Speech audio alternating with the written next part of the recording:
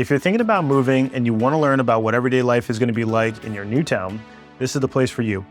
On Open House, we sit down with local, top producing real estate agents to help you find the best places to live in DC, Maryland, and Virginia. So if you don't want buyer's remorse and you want to find your dream town, we are here for you. So go ahead and book a free call with us and we'll help guide you to the area that is right for you. Now, let's jump in and learn about your new home.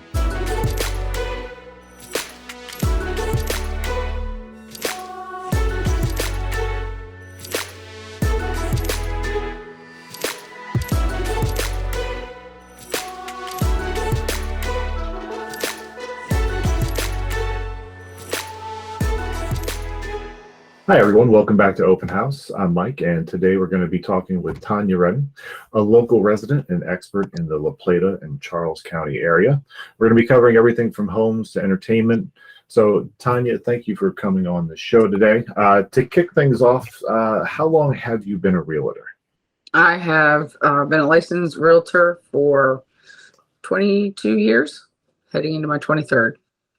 Right, so what would you say got you into real estate? It's my husband's fault. Always the husband's fault. It's important to place blame where it's deserved, you know. Exactly. Actually, we were living in Waldorf, and we had our 3 girls, and we'd outgrown our house, and we're discussing selling our house and building a new house. And so he said, you know what? I'd been doing daycare for 5 or 6 years, I guess, at that point. He said, why don't you look into doing real estate? And that way you can sell our house and you know, when we move, you'll have another career. So that's what I did. And that was, I guess, the end of 2000.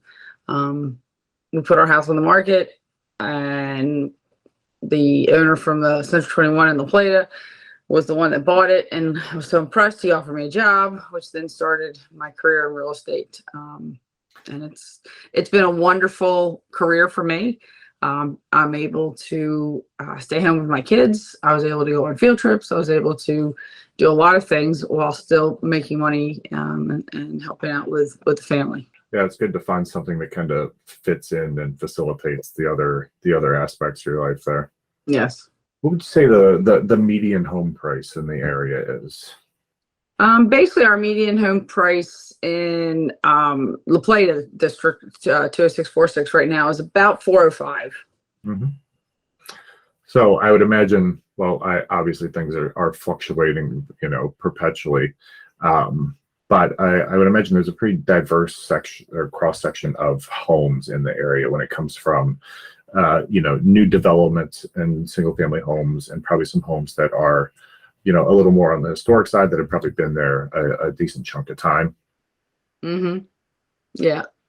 In the La Plata area, yes, there are lots of new construction. There's all sorts of established neighborhoods: Kings Grant, Agricopia, Clark's Run, all wonderful properties. Many of them kind of doing a turnover, whereas my generation and older are moving out and heading off doing their thing, and the younger generation is now moving in and making it their own. Gotcha. You know, when it comes to the kind of economics of the area, I would imagine, well, there's a decent chunk of people probably just living and working in La Plata, but I would imagine there's also a decent amount of commuting as well. There is, yes. So because of where Charles County is located, we're about 50 miles south of Washington, D.C., but we're also close to the southern border, so that people do go down to Dahlgren. They go up to DC, to the Pentagon. We have Pax River Naval Base is down in Lexington Park. So Charles County is a really good central location for people that are working, like I said, the government, whether it be Pax River, whether it be the Pentagon. It's a good, you know, an hour or so to get to any of those places, depending on where you are in the county.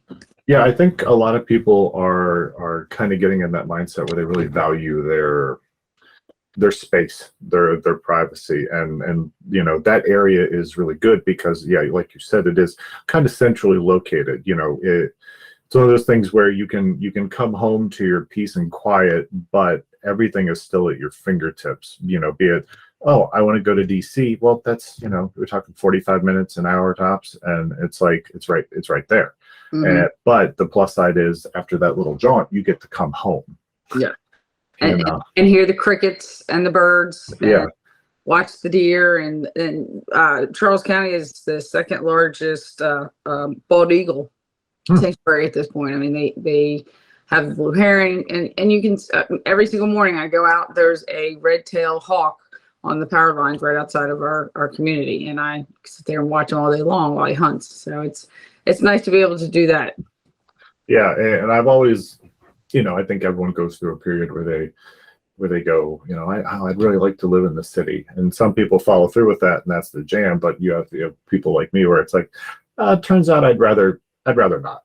Yeah. I'd rather not. And then you really start to put that value on your peace and quiet. And it's nice to be able to come home to that and still be able to go, you know what, if I want to go to DC, to Baltimore, all of those things are so readily available to you. Is there any large companies or industries in the area specifically? So the Board of Ed, as far as I can tell, because I did pull some stats on that, is the largest employer next to the Naval Air Station, which is down in Indian Head. Mm-hmm.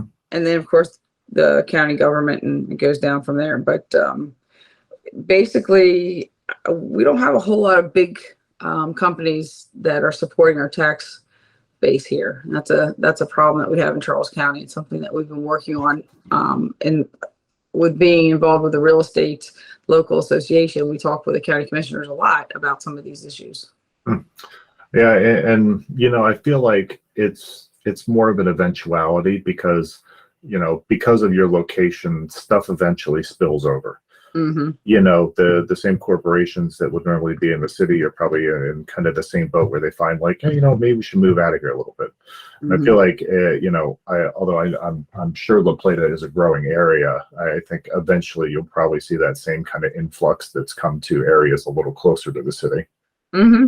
Oh, most definitely. Most definitely. We definitely see it. I know currently Arthur Ellis is trying to get the metro down into Waldorf, which, there again, the way I feel personally is different than my professional opinion. So Yeah.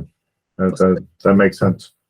Now, another thing I know that that the younger me would have never factored into a home buying circumstance is that schools are important. And it's one of those things that I didn't really realize until I got into the industry, that so many people make these decisions on where to live based on schools because they're obviously putting that premium on their child's education. mm-hmm. What does that area look like in La Plata? La Plata has great schools. The La Plata School District is La Plata High School, Walter J. Mitchell, T.C. Martin, Milton Summers. We're truly blessed in that regard. We have very good schools. As a whole, I think the county it does okay. In my profession, though, with real estate, we're not really supposed to say where the school district lines are because they change on a regular basis. And unfortunately, I have had people certainly pick a home in the La Plata area to have their kids in the La Plata School District than not, and then they've gotten rezoned. And I've gone and fought that battle with the school board many times. Yeah, like I said, it's one of those things like I didn't realize people put that much of a premium on it, but it is important, and it's obviously good to know that area does have good school, and that also comes with not being in city, having a slightly smaller town.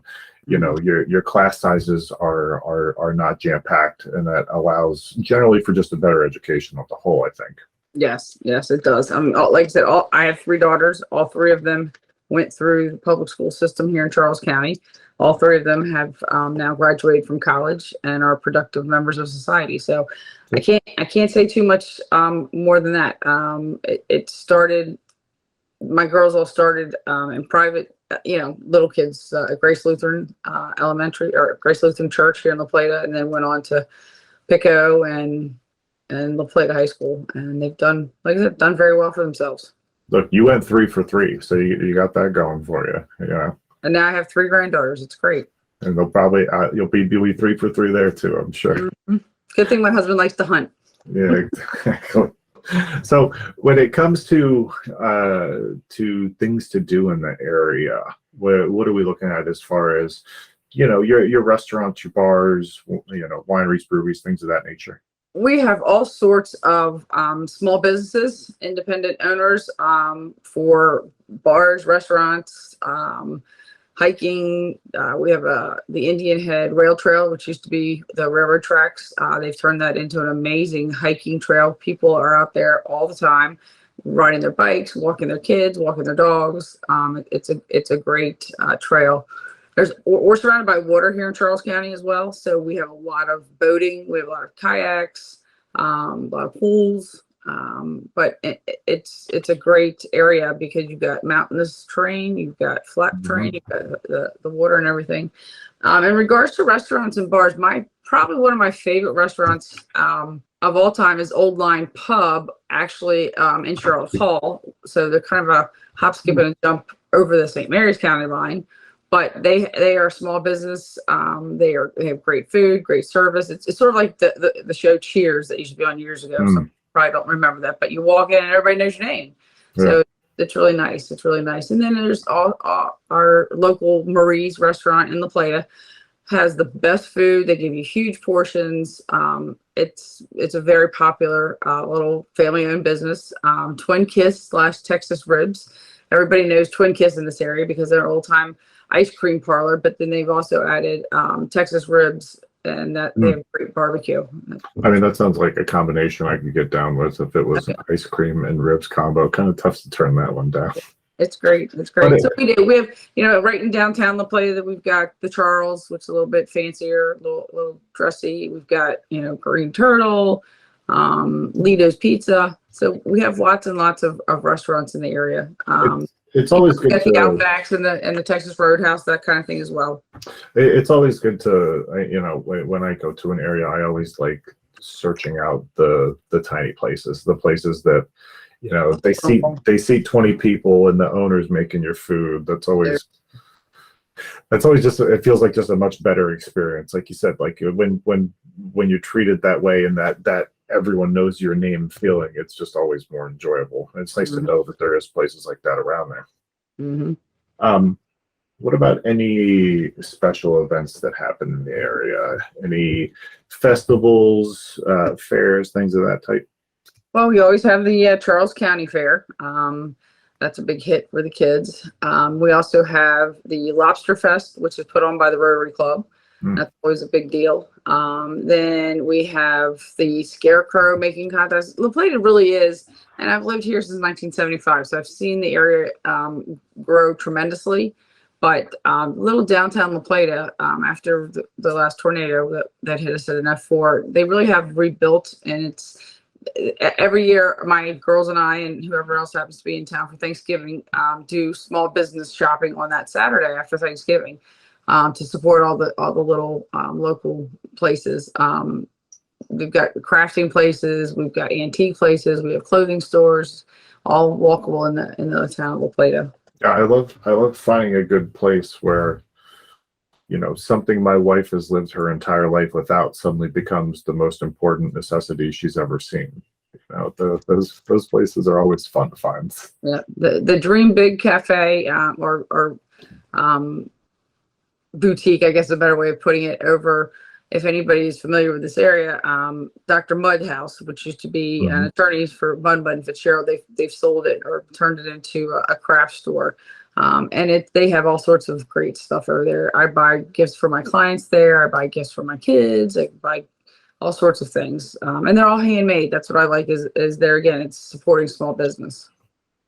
Yeah, it's having that communal feel to something, even if it's just going into a shop like that and purchasing something that, maybe you could get something similar somewhere else, but it just, there's a catharsis that comes from supporting the people that, really build up the area. And that always feels good. If there was a piece of advice you could give someone that's looking into, to diving into the market in La Plata, what would you say that is? First and foremost, I would tell you to hire a realtor. It does not cost the buyer anything to have a realtor, and the realtors are going to be able to track things down for you to get the information that you may need, or at least point you in the direction of where you can go to get that information. After you see a realtor, I would recommend getting pre-qualified. Doesn't cost you anything. There again, you very well might qualify for a $2 million house, but may not want a payment of a $2 million house. So there's all sorts of different programs out there. I would use a local lender versus an online lender. That way, if we needed to sit down and talk with the person directly, we could. Sherman, Fitzgerald, Sherman Dryden at Fitzgerald is a great lender. Don Orbitz with Waterstone Mortgage. There again, some people get along better with men, some people get along better with women, but ultimately getting pre-qualified and then, talking to your realtor and deciding what your must-haves would be in a house and what your would like to have be in a property. And it may take time, but it's not a race. It's something that we are trained to do and help you all get that. I think people kind of view buying a house like they would buy anything else, and although that sounds good in theory, in reality, that is not the case. And I think people undervalue how important having a good agent is. You need someone who knows the area, someone who knows the market, someone who's proactive, someone who understands and communicates so that you're both on the same page as far as, like you said, if I have a list of things I want, and if I could get 80% of them, well, maybe that's good. Maybe that's where I should be, and that's really important to have someone you feel is a good advocate for you there. Yeah, exactly. Because ultimately there are things that happen behind the scenes on almost all transactions that buyers and sellers have no idea about. But they're things that I take care of with my experience, and make it so that the buyer or seller doesn't have to worry about it. Because ultimately, that is the largest purchase that someone's ever going to make for the most part, is a house. And so I am not a transactional type agent. I hope to have my clients stick with me for life. I'd say 98% of the clients that I have up to this point, we are now friends, and I enjoy that. But I want them to make sure that they're happy and they come back to me or refer other people to me. So to me, I give 121% all the time, and make sure that I tell my clients as well, if there's something you don't understand or you don't like, communicate. It's all about communications. So that's the biggest thing. If you're looking to get into the market right now, it's still a great market. We're still in a seller's market because we have less than 6 months supply of inventory. Interest rates being at 6 and 7%, it's okay. I bought my first house at 9%. My parents were at 18. So when you look at the big picture, it's still better than renting because at least you're putting your money towards something that's going to make you money in the long run.